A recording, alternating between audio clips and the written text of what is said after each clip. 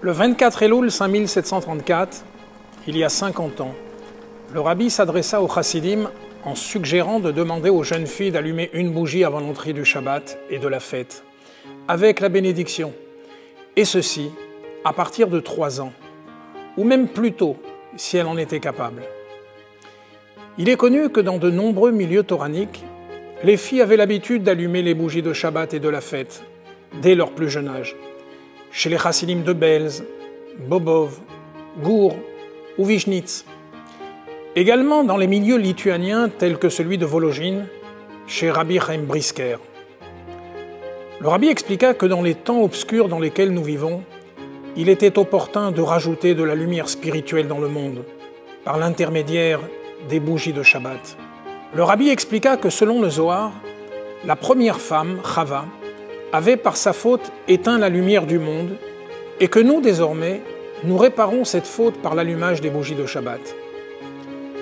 Jusqu'à présent, les jeunes filles se rendaient quittes par l'allumage de leur maman.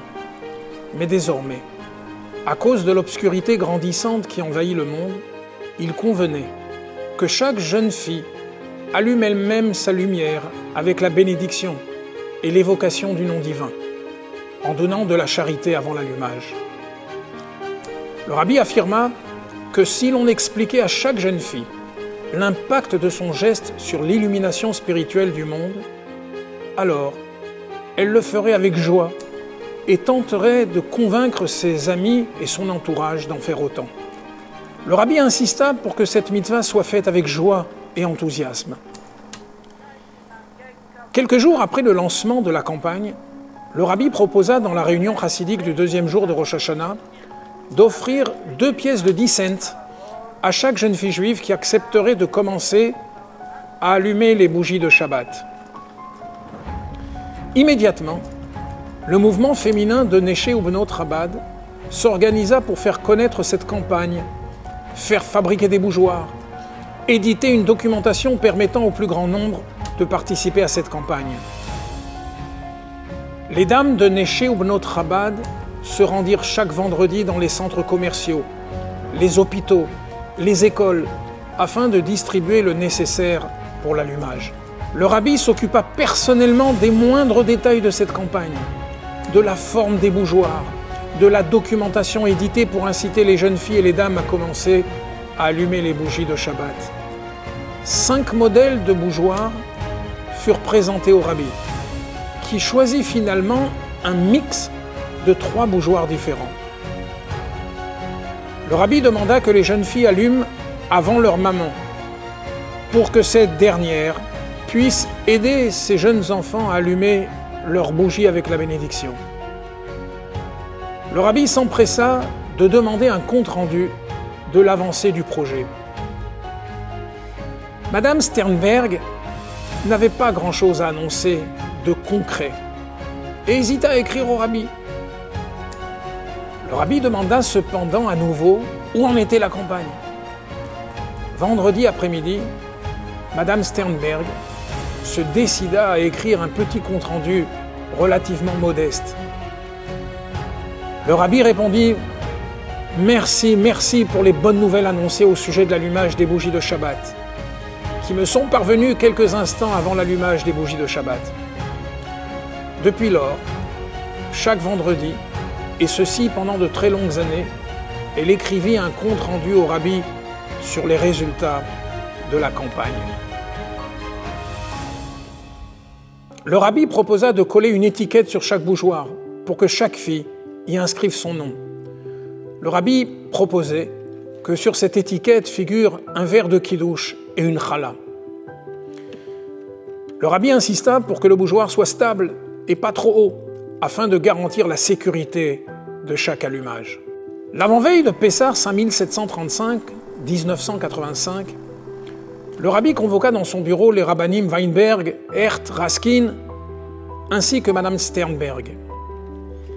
Il demanda que cette année, où les 2 jours de Pessah étaient suivis d'un Shabbat, on insiste avant la fête pour que le maximum de filles et femmes juives allument les bougies pendant ces 3 jours. Malgré le court délai qui restait avant Pessah et malgré les préparatifs de la fête, de nombreuses actions furent menées. Il y eut de nombreuses annonces dans les radios et télévisions, des visites dans les hôtels et les lieux de vacances, un hélicoptère traînant une banderole géante avec les heures d'allumage, des milliers d'appels téléphoniques, un reportage spécial aux actualités télévisées de la veille de fête. Un peu plus tard, avant la fête du 12 Tammuz, le rabbi demanda qu'on amène à la réunion chassidique prévue à cette occasion le dernier bougeoir prêt à être distribué en précisant le nombre de bougeoirs distribués avant celui-ci. Il fut préparé un bougeoir doré pour l'occasion, portant le numéro 245 001. En presque une année, 245 000 bougeoirs avaient été distribués dans la seule région de New York. Un chassid, Rav Chaim Shalom Segal, entra avec sa famille dans le bureau du rabbi pour un entretien privé. Le rabbi demanda quel âge avait leur petite fille. Le Rav Segal répondit « 1 an et demi ». Le rabbi suggéra alors qu'elle commence à allumer dans 6 mois. Le Rav Segal répondit que dès l'annonce de la campagne du rabbi, la petite avait commencé à allumer sa bougie chaque Shabbat. Le rabbi en fut très satisfait. Madame Esther Sternberg fut nommée par le rabbi pour diriger la campagne des bougies de Shabbat et Yom Tov, Neshek. En 1988, après les 7 jours de deuil de la rabbinite Chayamushka, épouse du rabbi, elle fut invitée avec son père, le Rav Shneur Zalman Gourarié, à venir dans la maison du rabbi. Le rabbi combla Madame Sternberg de bénédictions pour son travail en faveur des femmes et filles juives. Et il lui remit $470 de participation à la campagne de Neshek, correspondant à la valeur numérique du nom Chayamushka. Avec cet argent, il fut décidé d'insérer un court message dans le New York Times, libellé ainsi. Les filles et dames juives allument les bougies de Shabbat au plus tard à 17h15. Pour plus de renseignements, appelez le 718 774 20 60. Cet entrefilé eut un retentissement considérable. Cette publicité en première page de New York Times dura 10 années, puis fut interrompue lorsque le prix devint exorbitant. Cependant, le 1er janvier 2000, le New York Times fit sortir une édition spéciale pour fêter le nouveau millénaire qui commençait un Shabbat. Dans cette édition, le New York Times avait voulu imaginer ce qui se passerait dans un siècle, en 2100. Toutes sortes de nouvelles découvertes, de nouveaux moyens technologiques y étaient évoqués. Et en bas de la page étaient inscrits les mots suivants. Les filles et femmes juives allument les bougies de Shabbat 18 minutes avant le coucher du soleil. Pour tout renseignement, appelez ce numéro. Lorsqu'on interrogea le New York Times sur la raison pour laquelle ils avaient choisi de communiquer sur le sujet des bougies de Shabbat, il répondit que tous les sujets évoqués dans cette première page étaient des anticipations imaginaires. Par contre, ils avaient la certitude que dans un siècle, les filles et femmes juives allumeraient encore les bougies de Shabbat. Ce message eut un effet fantastique dont la communauté juive est bien au-delà. Le rabbi combla de bénédictions celles et ceux qui participaient à la diffusion de cette campagne. À une jeune fille qui avait besoin de trouver son mazal, le rabbi suggéra qu'elle allume les bougies de Shabbat et que cela illuminerait son mazal. À une jeune fille qui annonça au rabbi qu'elle avait commencé à allumer les bougies de Shabbat, le rabbi répondit « C'est avec plaisir que j'ai reçu la bonne nouvelle que tu as commencé à allumer les lumières de Shabbat et des fêtes.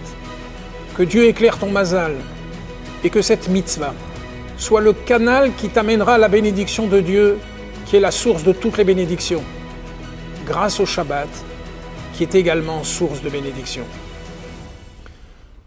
Le rabbi raconte à lui-même des histoires, lui parvenant de militants de la campagne de Néchek. Il raconta, lors d'une réunion chassidique, qu'une petite fille de 5 ans avait été convaincue par son institutrice d'allumer sa propre bougie de Shabbat. Elle réussit à convaincre sa maman de lui permettre de le faire. La maman considéra alors qu'il ne serait pas élégant vis-à-vis de sa fille de la laisser toute seule allumer sans lui montrer l'exemple. Elle décida donc d'allumer également avec elle. Son mari considéra à son tour qu'il ne serait pas convenable d'allumer la télévision devant les bougies de son épouse et de sa fille. Ils décidèrent donc de s'en abstenir. Puis la maman se dit qu'elle devait mettre une robe spéciale pour faire cette mitzvah. En fin de compte, la maman considéra que désormais, on ne cuisinerait pas le Shabbat et commanda une plata pour le Shabbat. Tout ceci avait commencé par la décision d'une petite fille. C'est ainsi que le rabbi a, par cette campagne, éclairé des centaines de milliers de foyers juifs, amenant une lumière spirituelle capable de chasser l'obscurité de notre exil. Cette campagne fait partie de 3 campagnes destinées plus particulièrement aux femmes juives. Campagnes dont les premières lettres sont celles du nom de la mère du rabbi, Chana. Le Chet, première lettre du mot Chana, évoque la Chala, qui symbolise la cacheroute des aliments. Le Nun, deuxième lettre du mot Chana, évoque le mot Nida, faisant référence à la pureté familiale. Et enfin, la lettre He est la première lettre du mot Adlaka, qui évoque l'allumage des bougies de Shabbat et Yom Tov. Nos sages nous assurent que par le mérite des bougies de Shabbat, nous mériterons de voir les bougies du Beth Amikdash. Puissions-nous mériter de vivre rapidement ce moment tant attendu.